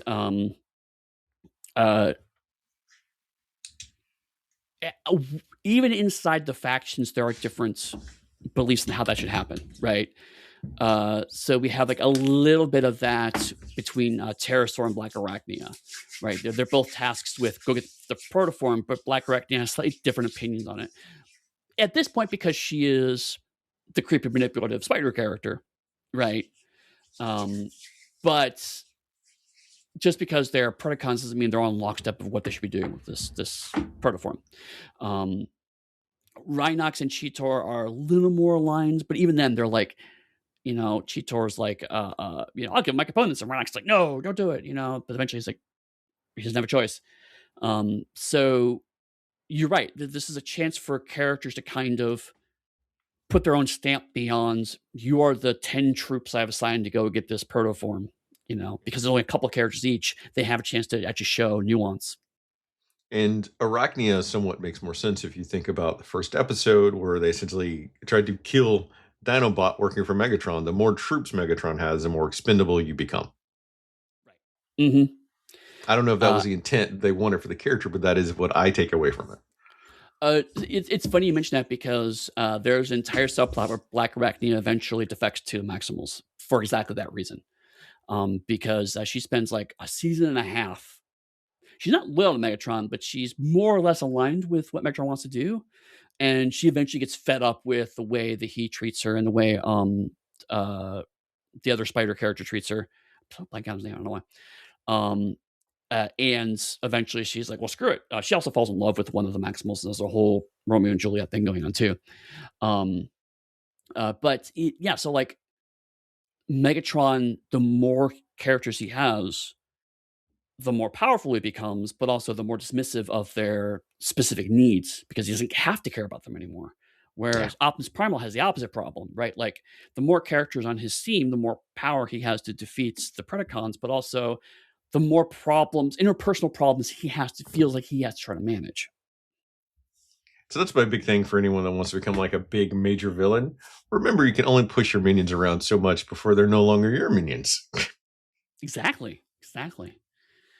Also, if you're the heroic commander, man, delegate. Learn to delegate. Oh, God. So in the middle of this, another plot thread, Cheetor briefly has a vision where Rhinox, while Cheetor's unconscious, Rhinox in his vision explains to him how sparks work. But Cheetor's ability to gain information he shouldn't have access to and or predict the future is an ongoing plotline throughout the show. So again, we're seeing more. Each episode has had, well, that's the very first one, I should say. Each episode has had, here's a plot thing. We're not going to talk about that right now. Really showing you the episodic nature of what they're trying to build here. To this point, I can say that I am not a fan of Cheetor from like the 3 episodes that we've watched. Cheetor's not great. He's the obnoxious young character. Okay, so there's an episode where he sneaks out because he's like, they don't think I could do it. I'm going to go do it. So he sneaks out and gets into trouble. Whole episode, he's captured, he's beaten up, he's taken abused. The Predacons barely managed to rescue him, bring him back. Primal correctly is like, you can't leave base without telling us where you're going. Don't do this again. And Cheetor goes, okay, until the next time I do, and then runs off. And I'm like, fuck you, Cheetor. You're why we're going to lose the Beast Wars right here. Well, they're not the same. I'm getting a lot of Orko and Annie energy from Shitor, and Annie being the little kid in Moss Peta or Robotech Cyclones, and Orko from He-Man. Not quite as bad because Cheetor can actually hold his own in a fight and does contribute, but Cheetor also disproportionately creates more problems than he solves. Yes, even more than Rat Trap, surprisingly, because Rat Trap, to his credit, when he gets himself in trouble, gets himself back out of trouble. Very Raphael of him. I'm just going to keep making yes. the other characters. Well, I mean, it's fair because this is drawing from those 80s traditions, right? Like, on some level, this is a couple of experienced TV writers going, how can we take the classic 80s cartoon formula and modernize it while still keeping its goal of being officially a cartoon that sells toys to kids, right? Yeah. But it's a, can we do more modern storytelling with this? And again, like, this is airing around the same time as Deep Space Nine, so that it's that serialized storytelling thing is in the air, is of something that a lot of people think, if I watch it and there's a bit of a dangling hook that wants me to check out next week, then I'll watch it next week, which means if I'm watching more episodes, I have more chance of asking Mom to buy me a toy. So that's their logic. And it's not wrong. It works in that regard.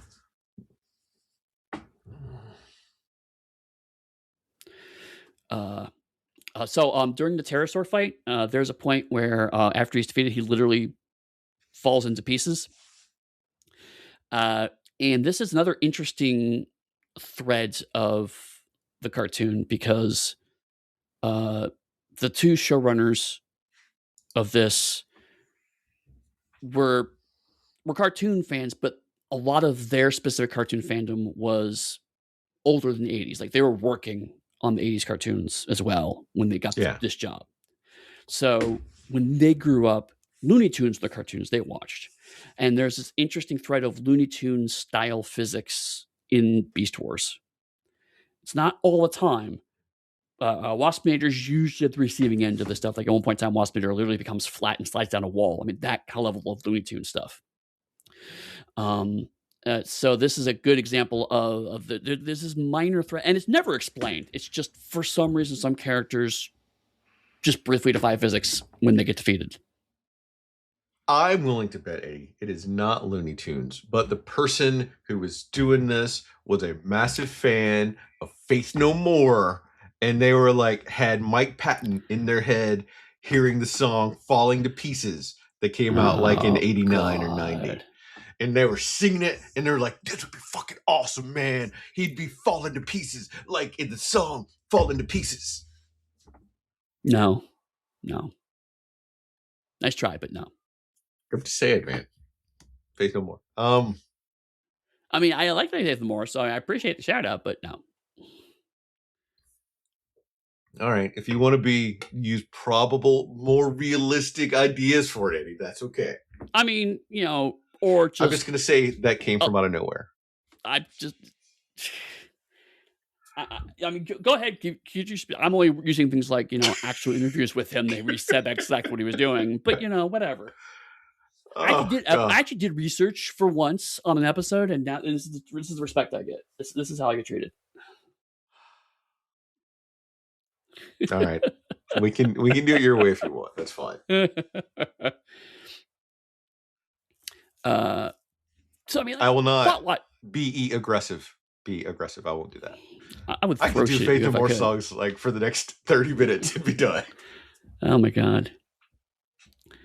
Aside from Faith No More, I think that pretty much covers this episode. Is there anything else? I mean, there are two female characters on the screen at the time, so hooray. But other than that, that's huge. That's huge in any cartoon, much less in a Transformers. To be fair, like, honestly, it is a feat that has not been matched by Transformers since.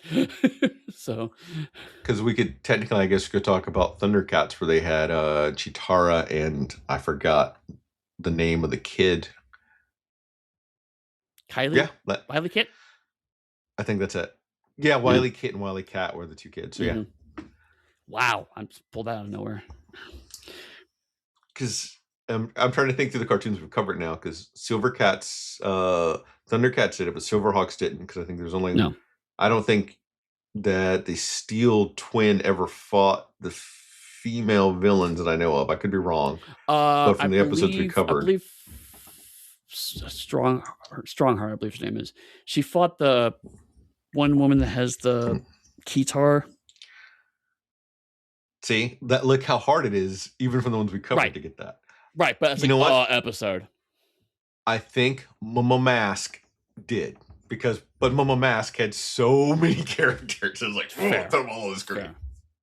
I'm sure G.I. Joe probably did too, actually, but and maybe Visionaries, maybe I can't remember. Or they're all right. I'm done. That needs more research and I have time. But to your point, like with the exception of the first two, Visionaries and Mask and whatnot, like well, actually, Visionaries didn't have a huge role. The point is, like, a lot of them have fairly large casts, and so having two women in the same episodes would have been just a matter of numbers, right? Eventually, at some point in time, you're going to have characters that are going to show up. If I remember right now, I'm thinking about it. Visionaries, in fact, always had two women on the screen because they were both underwater things they transferred to, and they fell into that trap when women can only fight women. That's right. The opposite end of the sexism of that. Right. So different sexism. And I mean, I hate to say, but regardless, big kudos for this. Right. I will say Ares doesn't get much to do after this, but Black Arachnia has tons to do. So, yeah. And Black Arachnia, throughout the episodes I've seen, is constantly fighting anybody, regardless of male or female or or anything else. That's actually a really good point. I talked about how a lot of media you start to notice the women always fight women thing. That is not true in Beast Wars. The gender of the robots is completely irrelevant to what scrapping they will do. Yeah, which is a huge thing, and I've given it a lot of stick, but I want to also give it some praise for like stuff that it's done, and that was not even mentioned. It just like happens. So, anything else about the Spark? Other than it falling to pieces? No, that was my big bit. You can't just keep saying it and make it funny. I can't, because you know what? If I say it one more time, it's funny, Eddie. Boom! Rule of 3. Coming back again. You have to wait for the third one. David Lynch wouldn't wait. David Lynch would do it. It would just be like 15 minutes of him doing it, though. Really slow. You, my friends, are no David Lynch. Once again, I say aw and thank you all at once. All right, Season 2, Episode 9, Code of Hero.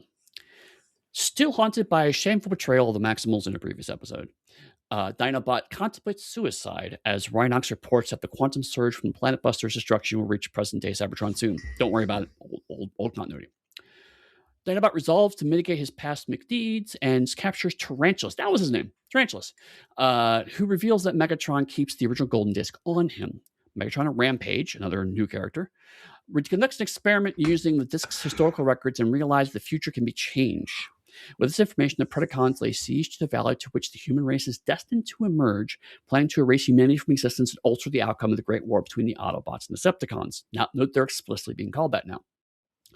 Dinobot has no choice but to defend the valley alone and single-handedly defeats Tarantulas, Black Arachnia, Inferno, Waspinator, Rampage, and Quickstrike, sustaining mortal injuries in the process. Dinobot uses the last of his strength to destroy the Golden Disc before collapsing, and Megatron is forced to retreat as the other Maximals arrive. Surrounded by his friends and safe, knowing that Surrounded by his friends and knowing that his humanity's future is assured, Dinobot succumbs to his wounds and dies. And I will mention, Dinobot never comes back during the course of the show. That's good. I like that, actually. Guys here. Yes. This is often cited as not only the best episode of Beast Wars, but one of the best episodes of Transformers, period. Which is a pretty low bar. Even I speak as a fan of Transformers. There's a lot of not great episodes. So, but this is a very rare case of a character who dies and it matters. See my previous joke about Starscream's ghost.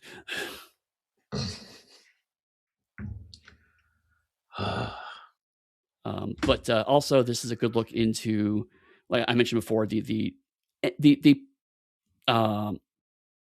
finale of season 1 and the beginning of season 2 resulted in the aliens changing all the characters in the Beast Wars into their quote-unquote transmetal forms, which is what we see in this episode, where they get more robotic looking as animals and, in my opinion, distinctly uglier, but also the CGI has improved. So it's definitely Well, a I'm change assuming here. it would also be cheaper this season to make CGI stuff because of the advancements in CGI as time goes on, which would happen pretty quick.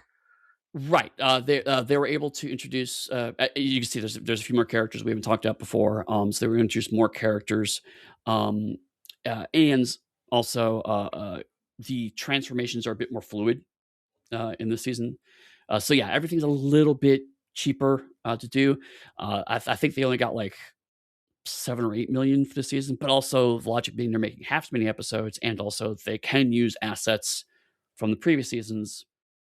And you see a little bit of that because, like, in the valley where the fight takes place, that is a reused set, quote unquote, from the first season. But all the characters are the updated versions. Like, there's a slight visual disparity between the two. So you Yeah. can see, like, oh, that's from the original season. This is from the new season. That's how far it has evolved. You can see on the screen, oh, that's an old thing they've reused as opposed to a new thing they made for the season. I'm curious though, when I was starting the episode, about the Death Star that was going to be there to just. Yeah, the intro, yeah. That's there's a whole lot of plot that's happening right now that we're kind of in the middle of, admittedly.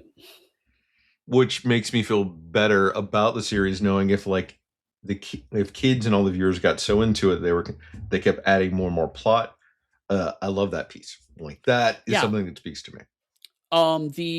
If I remember correctly, I'm not watched season 2 in a bit. But basically, the betrayal Dinobot's referring to is that Dinobot ended up betraying, quote unquote, the Maximals in order to try to get closer to Megatron to get the golden disc, because they have since found out that Megatron is planning to use the golden disc to undo the Great War, which means Decepticons would win retroactively, and therefore the Predacons would win retroactively. And so they knew that getting a golden disc was important. Dinobot was the only person who could get close to them reasonably, but in order to do that, he had to betray Rat Trap specifically to get into Megatron's good graces. Turns out Megatron didn't fall for it because he's not an idiot, despite appearances. And so it didn't work out well for Dinobot. But the Maximals, and specifically Rat Trap, still hold a grudge for that. Okay. And so we see, even though you don't have that context, though, you still see Rat Trap and Dinobot are still sniping at each other, but now Rat Trap is genuinely hurt in a way that we have not seen before. Cool. Because, yeah, so to your point, like, people, this is like a 13 episode long arc, but again, a bit like late Deep Space Nine, it's an opportunity for characters to get a lot of growth and development in a way they wouldn't normally have access to. And it's partially because both the kids and adults watching it were excited by this. Forward and Attilio, both their argument for the show was that kids can understand more sophisticated media if they're not talked down to. And that was their pitch. Hasbro was a little lukewarm, which is why season 1 is a bit more find the stasis pod of the week for a while. But when they start putting the plot threads in, and it's like, oh, this leads up to the aliens, this leads up to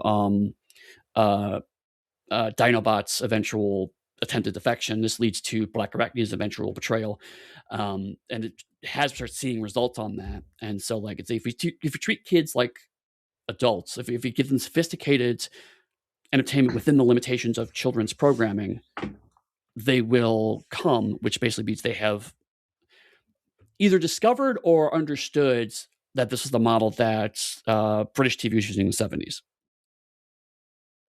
So they're kind of coming around to that. The first season had 26 episodes. You've got to like pad those 26 episodes out. Much how Star Trek, when they had 26 episodes in the old days, would pad those episodes out. Sure, right. And with seasons 2 and 3, because they have 13 episodes, they do kind of have to clip through it. But they still have enough room to, again, have an entire episode of Dinobot's heroic death. Well, this is super plot relevant, though, especially if you're losing your GM favorite character from the entire series. Right. Yes. To your point, the game master, the players say, listen, we all love Dinobot, but we'd like to be more in control of things. It's like, fine. Maybe I'll Dinobot go to the bad guys. No, we don't want that. All right, fine. I'll make him a good guy again. Jeez, I'll just kill him off. That's good. Just make sure it's a good story. Okay. I'm just saying, favorite character of whoever the writers were of this was Dinobot. Even reinforced as the fact that you've said that people say that this is like one of the best episodes of Transformers ever. Reinforced right there. Right. Yeah. It's people love Dinobot, right? And that golden disc is ridiculous. Sorry. It is. Oh, it is. Like the time travel makes no sense at all. None of it. It is just a bunch of gibberish. I shoot a mountain and check the golden disc. Mountain has changed. Ergo, I can change the future. No, but what? Right. I guess to give a spoiler for where we're at in our recording cycle, we recently released 2001: A Space Odyssey, right, for the Patreon. And Eddie, as I was watching this, I was wondering, is Dinobot going to put like a big obelisk in the middle for these guys later? Or does Megatron do that, which then has other implications about the obelisk for 2001? Didn't happen, though. I can't wait. Yes. Yeah, it's super explicit 2001 reference at the end of this. Absolutely. I did not. I had forgotten that was in here when I recommended this episode, and then I watched it and I was like, oh, that was timed suspiciously well. And there's no way I can't mention it because I think literally dropped it like last week. Right. And we recorded it right before then. It's like, what the? Yeah. So one of the early hominins beats the crap out of a snake with a stick and a rock and goes, "Ooh, I have a weapon now." It's straight out of 2001. But instead of praying to a black obelisk, they're praying to a robot dinosaur. Same thing. Yeah, identical. What I did really enjoy about this is it's something that I was always curious about is, could a Transformer, if they went all out, really defeat a whole bunch of other Transformers, which we haven't really seen in a lot of other media. And this would be Dinobot going all out, like, I'm not saving Energon cubes or anything, I just want to win. And it shows you the capability of them if they were willing to sacrifice themselves. Yeah, there's a great moment where so there's a conceit that's evolved over scenes where like the internal computers for all of the characters could talk to them. It's just a way to kind of make it clear what's going on. And so Dinobot's internal computer is like going, energon exposure is fatal. If you don't transform and stop spinning energon, you're going to die. And Dinobot goes, override. And it's like, no, seriously, you're going to override. And it's like Dinobot's literally arguing with himself. And so it really reinforces like, no, you're right. It's if he is willing to spend absolutely everything, he could take out characters. Like one of my favorite moments this fight, he grabs Waspinator and shoves it into Rampage's cannon so that it explodes. And it's like just on the line between ridiculous and badass. Right? Because it's both. It is absolutely both, but like neither is an invalid interpretation. It's like it is utterly ridiculous, but also makes Dinobot look so cool in that moment. Yeah. But the thing is, like, it's a massive sacrifice to defeat all those people. But next week, all those defeated Predacons will still be there while Dinobot is gone. So like that is a show of like, you're capable of doing this thing and you could win, but at what cost long term? Right. And it's so like later on, as I mentioned, Black Arachne is going to eventually defect. This is the start of Megatron's forces starting to come undone. It is a combination of the way this scene goes down and his actual plan, where the cliffhanger of season 2, which is from the speech I actually cited, Megatron shoots Optimus Prime with the idea, if I kill him before he wakes up, then Optimus Prime will not be around during the Great War when they wake up at 1984, and therefore Megatron will win. And if the original Megatron wins, therefore I will win. there's a large gap in that plan that all of the Predacons repeatedly point out to him. It's like, we may all not exist if you do this. And Megatron's like, Pish posh. Okay, now to be clear, this is not the original Megatron. He has chosen Megatron's name. It would be like calling yourself Napoleon if you try and become a world conqueror, right? So he's just taken on the name Megatron. So he's a completely different dude than the original Megatron. There's no chance, or there's no assurance that he will survive changing the future. None of the Predacons know this. And some of the Predacons are like, I don't know, boss. And of course, other Predacons trying to prove how loyal they are to undercut their rivals start to then... There becomes some division amongst the Predacons as a result of this plan. And Black Arachne is swept up on all this and finally just goes, I'm out. But a lot of that starts to really snowball after this episode, partially because of what happens then, partially because Megatron officially knows that he can change the future, but then is denied the golden disc, so he starts to become unhinged in his plan.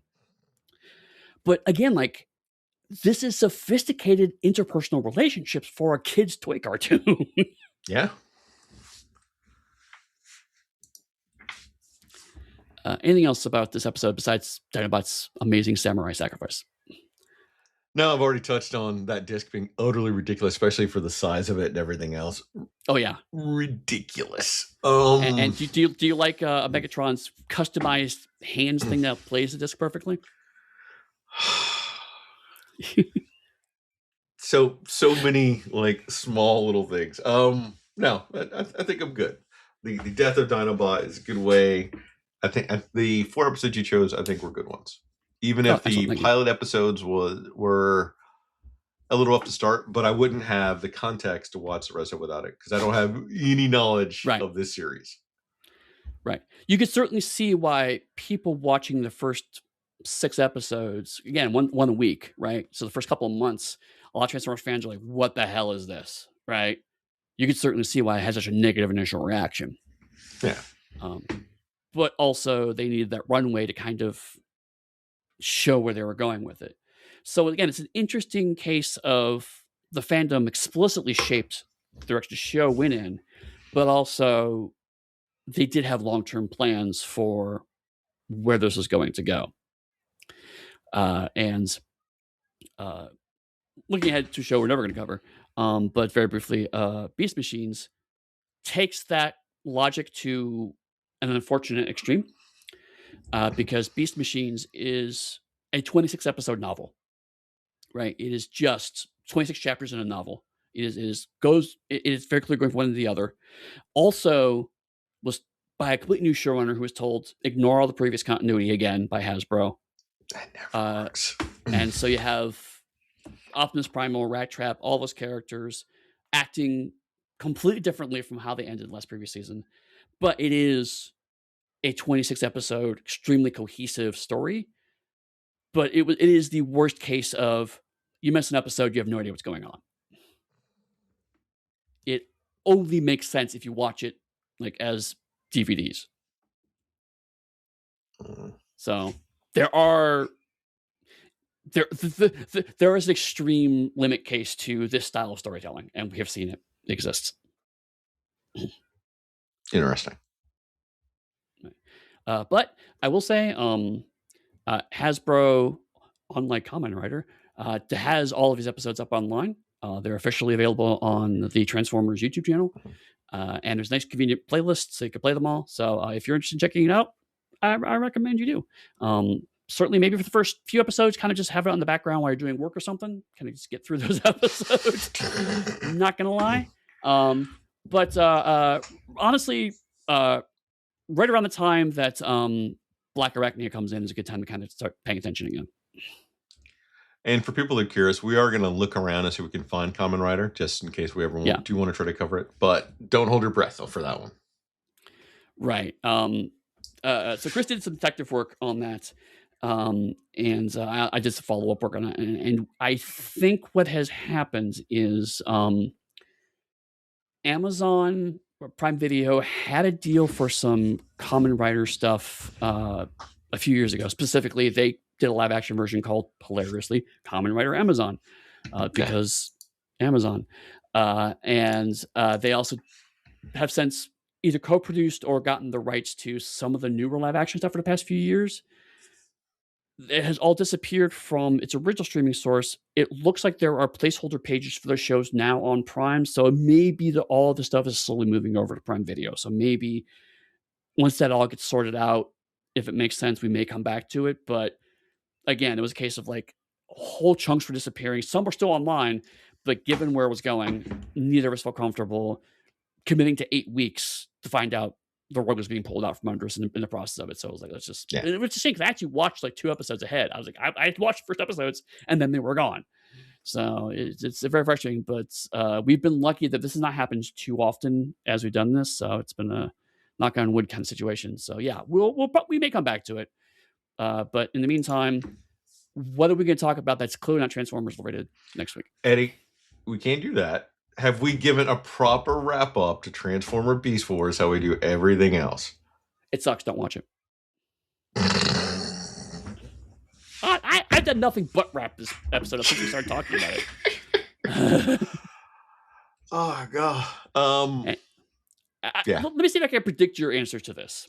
All right, let's hear it. You enjoyed me talking about it more than your experience actually watching the episode, and you kind of respect where the show's going, but you will probably not watch it of your own volition. That is super close. I enjoyed Eddie's excitement about talking about the show because that's always a fun part.